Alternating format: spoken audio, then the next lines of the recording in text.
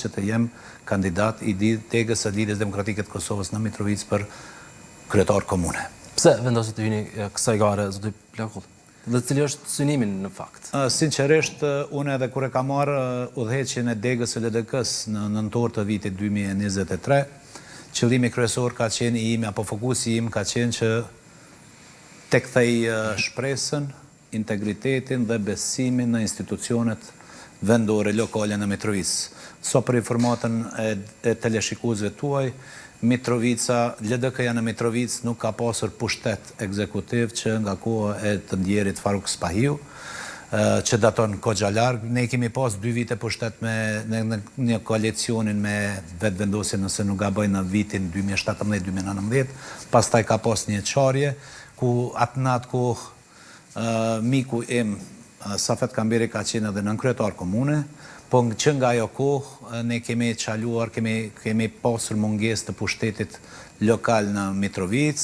Kjo ka bërë edhe që edhe dega LDK-s të çaloj sa i përket pushtetit atje. Besoj që sot e kemi jepur një shembull të mirë, unë personalisht flas për vetveten, e kemi tejkaluar atë egon personale. Nuk ishte vetëm ego, zoti Plakolli, kishte edhe akuza që kishte bërë pikërisht zoti Kamberi ndaj ju. Përçarje ka pasur. Ka pasur përçarje, ato nuk e mohoj. Sinqerisht, unë s'dua të flas për të kaluarën, fokusi im gjithmonë ka qenë të shoh të ardhmen. Besoj që unë Safetis mendimin, mos të anashkaloj mendimin e kryetarit Abligjiku.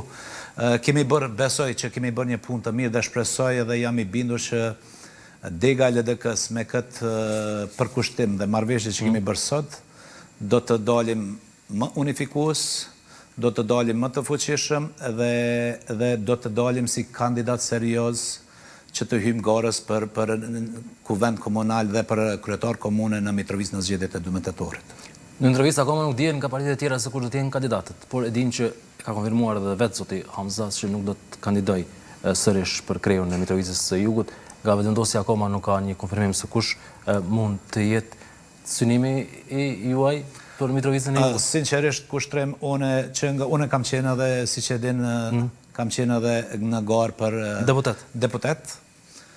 Ishte gara ime e parë dhe ishte përvoja ime e parë sa i përket garës zgjedhore.